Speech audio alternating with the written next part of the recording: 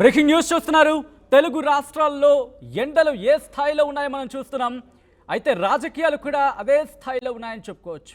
ముఖ్యంగా రోజు రోజుకి డిగ్రీల మీద డిగ్రీలు హీట్ పెరిగిపోతున్న నేపథ్యంలో ప్రస్తుతం ఏం జరగబోతోంది అనే అంశానికి సంబంధించి మాత్రం ఉత్కంఠ కొనసాగుతోంది. అయితే ఇటు రెండు పార్టీలకు సంబంధించి అటు వైఎస్ఆర్సీపీ అలాగే తెలుగుదేశం పార్టీ రెండు కూడా తమ మేనిఫెస్టోను ప్రకటించేశాయి. ప్రజల్లోకి వెళుతున్న ప్రచారాన్ని హోరెత్తించేస్తున్నాయి. అయితే తెలుగుదేశం పార్టీ కొద్ది గంటల క్రితమే తన మేనిఫెస్టో రిలీజ్ చేస్తుంది. మరి ఆ మేనిఫెస్టోకి సంబంధించి ఎటువంటి ధీమాను వ్యక్తం చేస్తోంది, అలాగే దానికి సంబంధించి వైఎస్ఆర్సీపీ చేస్తున్న విమర్శలకు ఎటువంటి కౌంటర్ ఇవ్వబోతోంది తెలుసుకుందాం. మనతో పాటు జాయిన్ అవుతున్నారు తెలుగుదేశం పార్టీ వైజాగ్ ఎంపీ అభ్యర్థి శ్రీభరత్ గారు. నమస్తే అండి. శ్రీభరత్ గారు, మీరు షణ్ముఖ వ్యూహం అంటూ అలాగే సూపర్ 6 అంటూ ఈ రెండింటినీ కలిపి ఒక మేనిఫెస్టోగా ముందుకు వెళుతున్నారు. ఈ మేనిఫెస్టో నుంచి మీ అంచనాలు ఏంటంటే?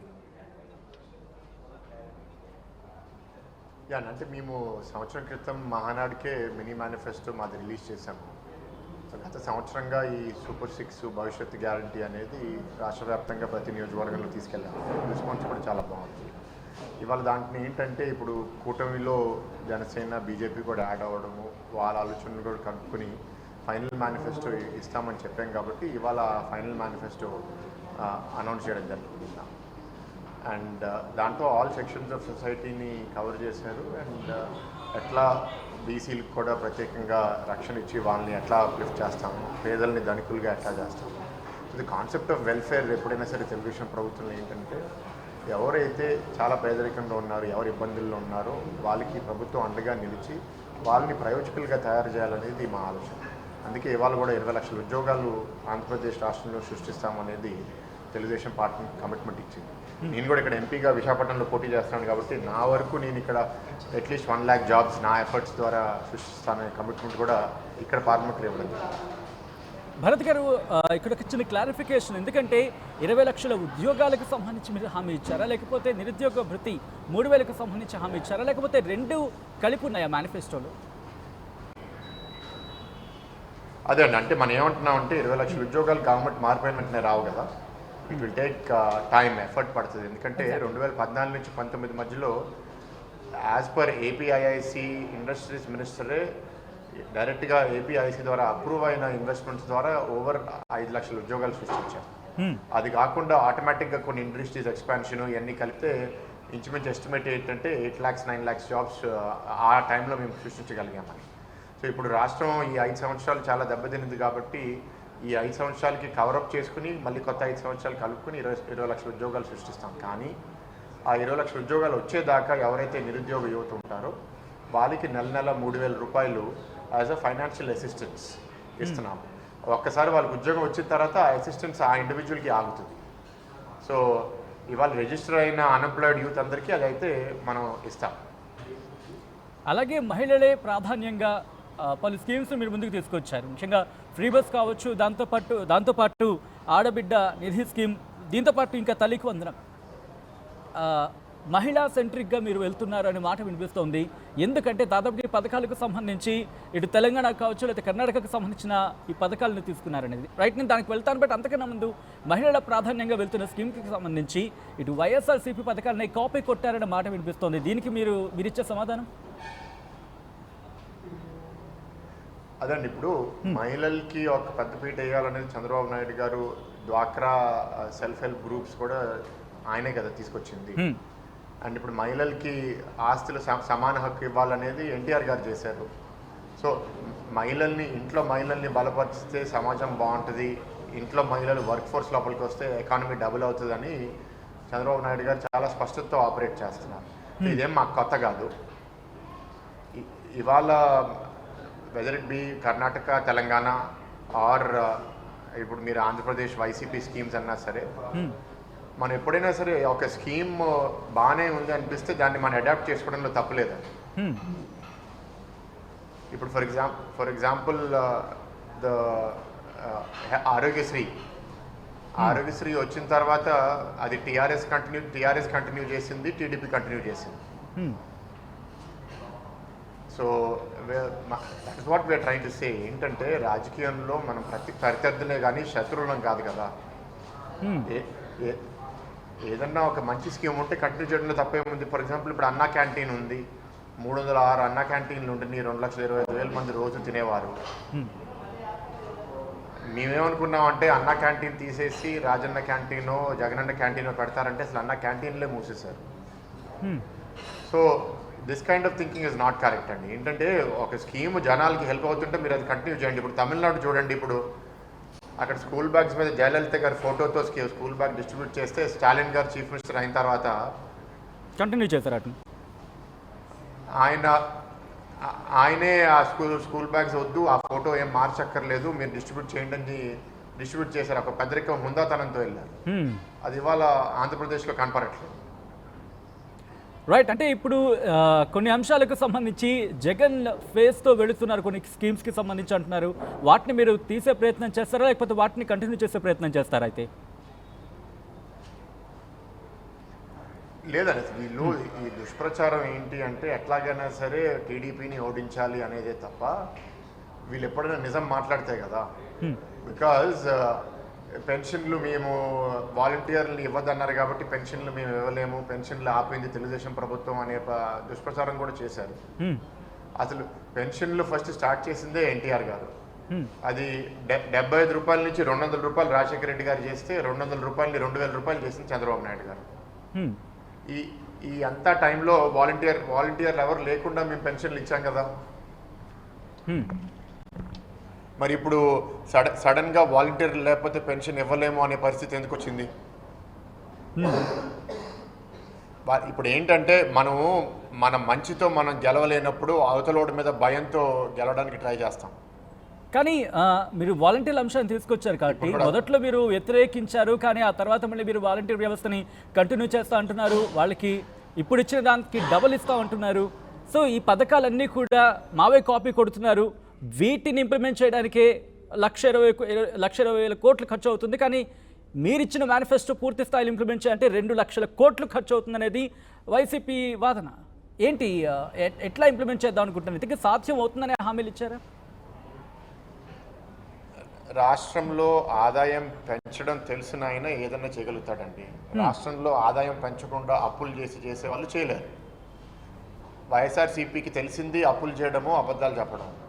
ఇప్పుడు మేము ఓడిపోయినప్పుడు ఇవాళ పొద్దున ఎవరో చెప్తున్నారు, అధికారంగా రాష్ట్రం మీద 2,70,000 కోట్లు ఉండి అనధికారంగా అంటే కార్పొరేషన్ రూపంలో అదర్ రూపంలో 70,000 కోట్లు అంటే ఓవరాల్ 3.5 లక్షల కోట్ల అప్పు ఉండింది 2019లో మేము ఓడిపోయినప్పుడు.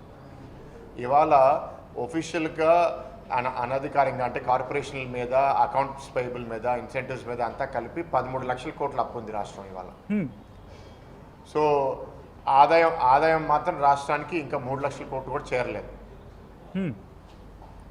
సో ఇది వీళ్ళ పరిపాలన వైఫల్యం. మేము దాన్ని 5 లక్షల కోట్ల ఆదాయం ఎట్లా చేయాలి, 10 లక్షల కోట్ల ఆదాయం ఎట్లా చేయాలని మేము 5 సంవత్సరాల్లో పనిచేస్తాం. వీళ్ళు ఏ పేస్తో అయితే మీరు రాష్ట్ర ఆదాయం వీళ్ళు పెంచారో మేము దాని మీద 2.5 రెట్లు పెంచుతాం రాష్ట్ర ఆదాయం. అండ్ ఆ పెరిగిన ఆదాయంతోనే మేము రేపు సంక్షేమమైన అభివృద్ధి అయినా చేస్తాం. అండ్ అది కాకుండా వెంటనే చేయడానికి అంత ఈజీ కాదు, తప్పకుండా కేంద్ర ప్రభుత్వం సహాయం అయితే అవసరం ఉంది. బీజేపీతో వెళ్ళడానికి కూడా ప్రధానమైన కారణం అదే.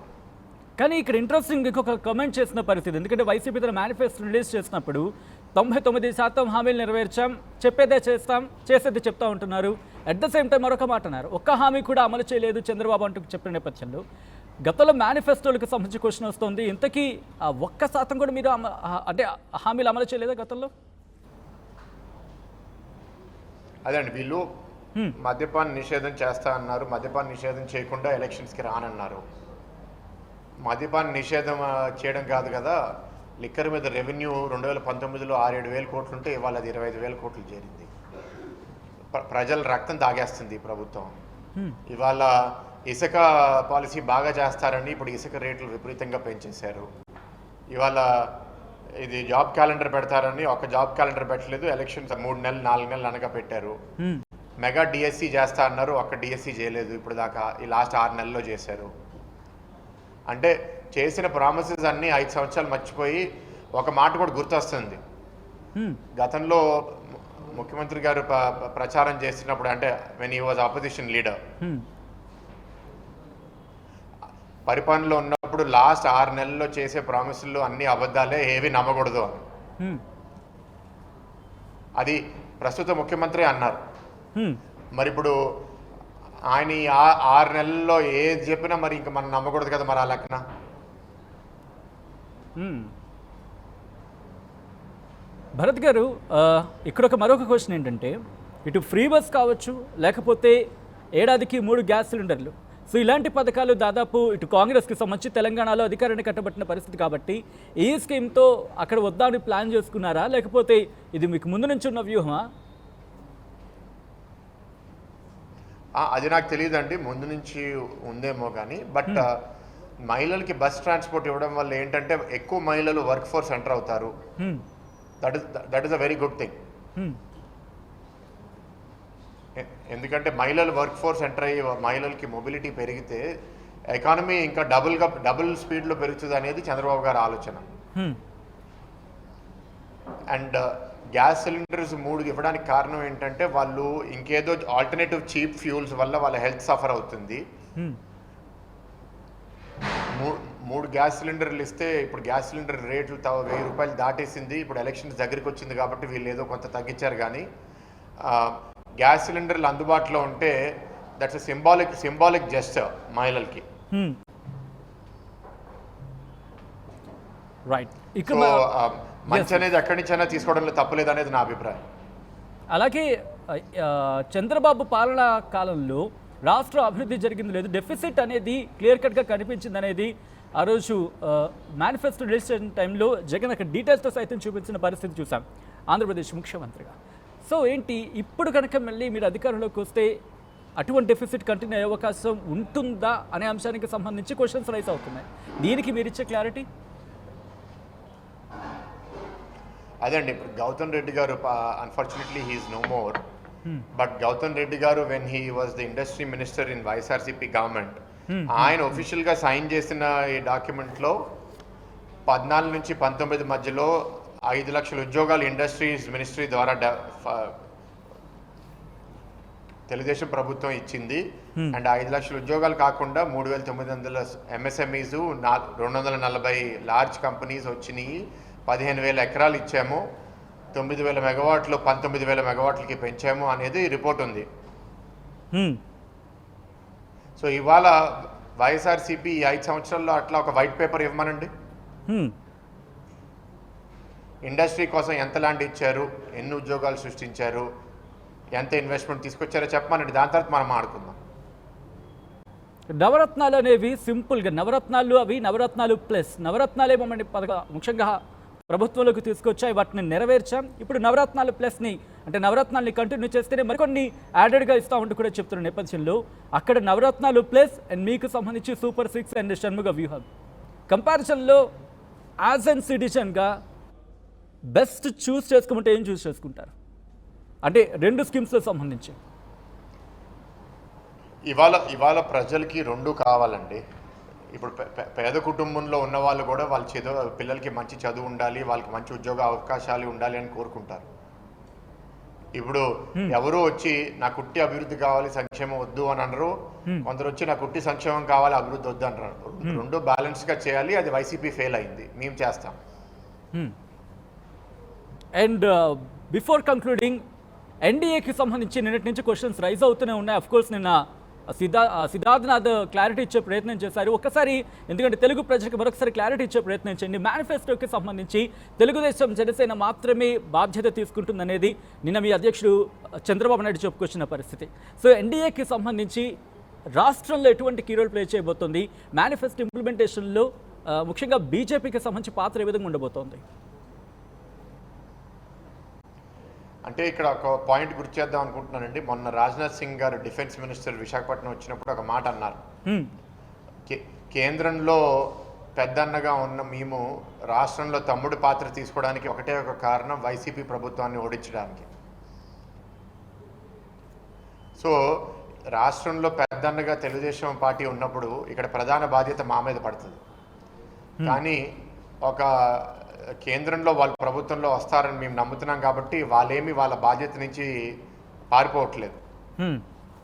ఇవాళ రాష్ట్రంలో ఏ అభివృద్ధి చేయాలన్నా, రాష్ట్ర లోటు బడ్జెట్ నింపాలన్నా మాకు బీజేపీ సపోర్ట్తోనే చేస్తాము. తప్పకుండా వాళ్ళు చేస్తారని మేము నమ్ముతున్నాం.